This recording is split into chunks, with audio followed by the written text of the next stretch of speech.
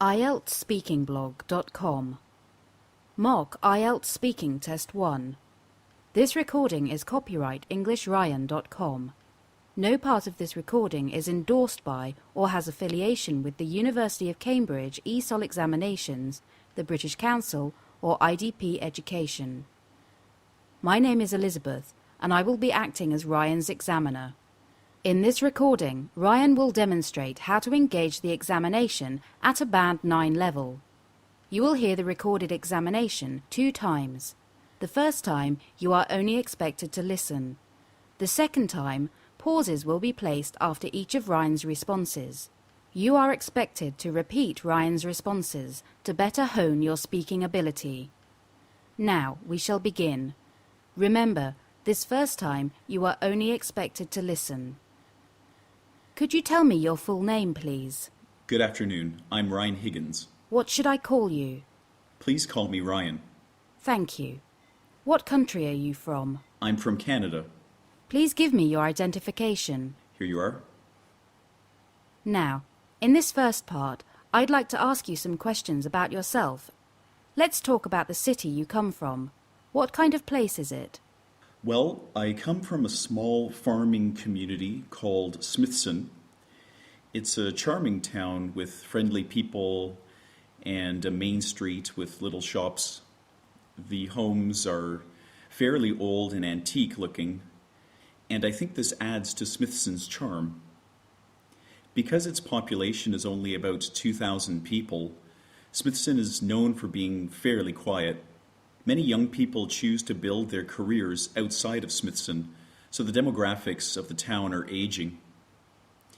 So I guess Smithson could be described as sleepy. What's the most interesting part of Smithson? The most interesting part, well, the main street that runs through the center of the city has a small clock tower at one end.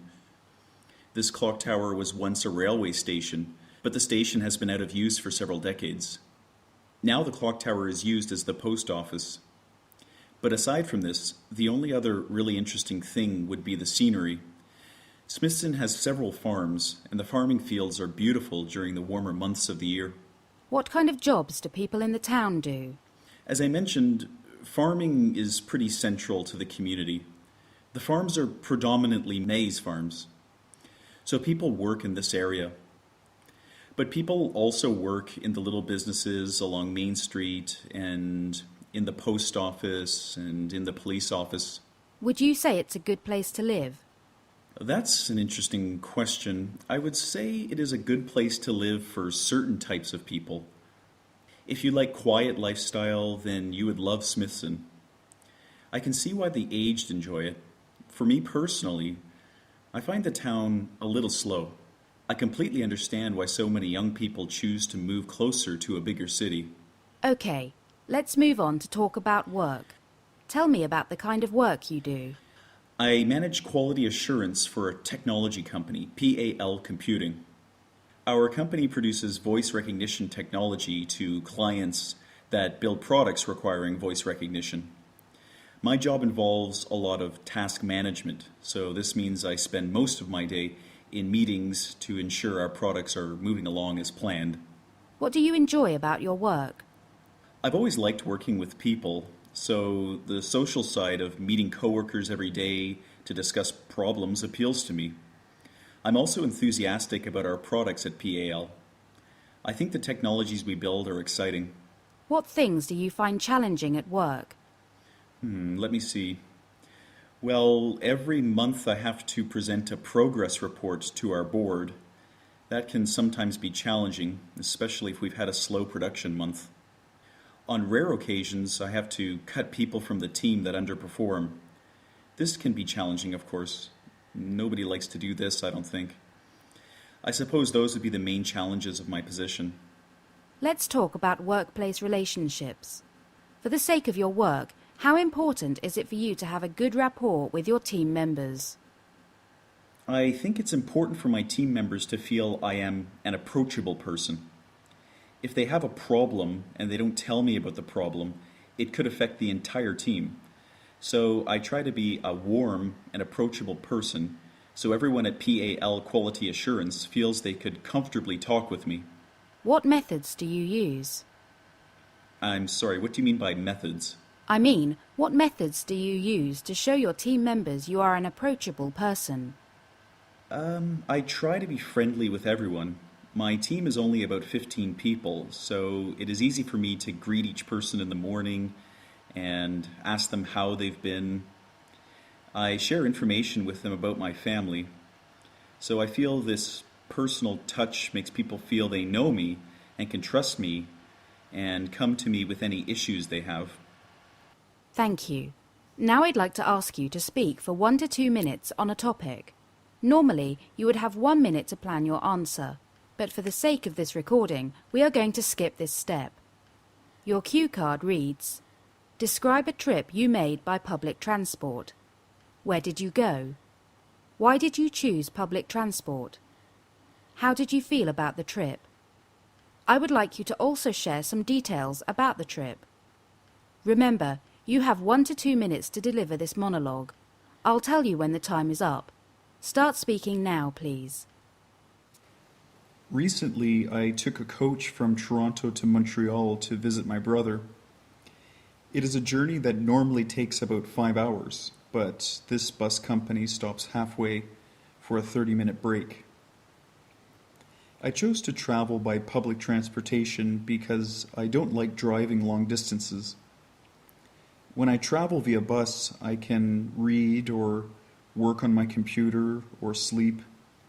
I find this helps me arrive relaxed. In fact, I often opt for the public transportation option if I can. Overall, I felt the journey was quite comfortable. Because it was a coach, the seats were very spacious and reclined enough that I could get some sleep. There was also a Wi-Fi connection, which is something I haven't seen on a bus before. I didn't use it, but I saw several other people connect to it. Traveling in the spring also means it was a very scenic journey. To get to Montreal from Toronto, you spend a lot of time on highways surrounded by lush green nature, so that was nice. The price, however, was a little steep. I think I paid $110 for a return ticket, which to me is quite expensive. I suppose it would have been cheaper to drive, but I feel arriving fresh is money well spent. So, on the whole, the entire experience was a positive one. I would highly recommend public transportation to anyone. Thank you. Why do you think some people would rather drive than travel by bus? I suppose it is probably a privacy thing. If you drive, you can stop whenever you like or listen to the radio as loud as you like. Yes, I would imagine privacy is the main reason. But I suppose others may choose to drive to save money or to give themselves a certain flexibility. And what do you mean by flexibility? Well, for example, had I driven to visit my brother in Montreal, I would have had a car with which to drive around the city. I could also have been flexible with the time I came back to Toronto. If I wanted to stay with my brother an extra day, I could. We've been talking about travel. I'd like to discuss with you 1 or 2 more general questions relating to this topic. What do you feel a city needs to attract tourists? Let me see. Well, I suppose having recognizable landmarks doesn't hurt. Paris has certain iconic landmarks like the Eiffel Tower, for example. Sydney has the Opera House. New York City has the Statue of Liberty. In addition to this, most tourists want nice weather, so places like Hong Kong and Sydney may have advantages over places like Glasgow. I suppose basic things like safety and accessibility are important. Cost is always a factor too. You mentioned safety as something that can attract tourism. Can you expand on that? I think countries with track records of being welcoming to foreigners build up reputations. The last thing people want on their vacation is to have to worry about being robbed or worse. So I feel countries that take tourist safety seriously will always be attractive to prospective travelers. Are all aspects of the tourism industry positive? Not all aspects, no. I think tourism can sometimes be damaging to the local traditions of a city. In Shanghai, for example, many of the historical temples have McDonald's restaurants and Starbucks restaurants next to them to service tourists. I feel this tarnishes the image of these ancient locations. It can dilute the experience a little bit. What do you think about this? That people are willing to tarnish the image of historical locations in their city in an effort to profit from foreign visitors? I do not think people are actively working to damage their city. It is more a question of economics. Tourists travel to other countries with money to spend. Fast food restaurants only spring up in tourist hotspots because tourists are willing to spend money there. I suppose it is more the tourists' fault for altering the image of these historical landmarks than the locals.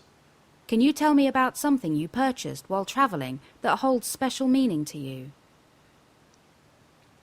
Well, several years ago, perhaps almost an entire decade ago, I traveled to Paris.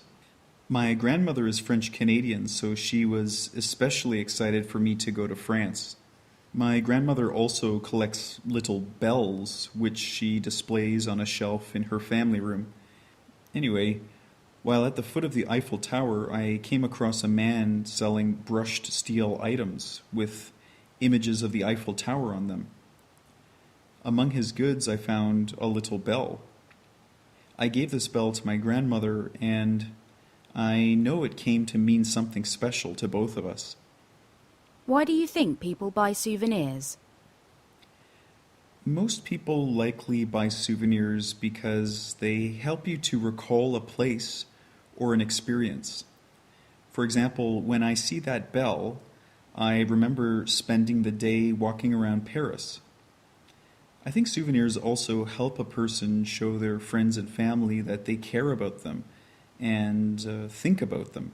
Those are probably the main reasons why people buy souvenirs. Thank you. That is the end of the speaking test. Students listening to this recording may now play the second version of this test to practice their speaking.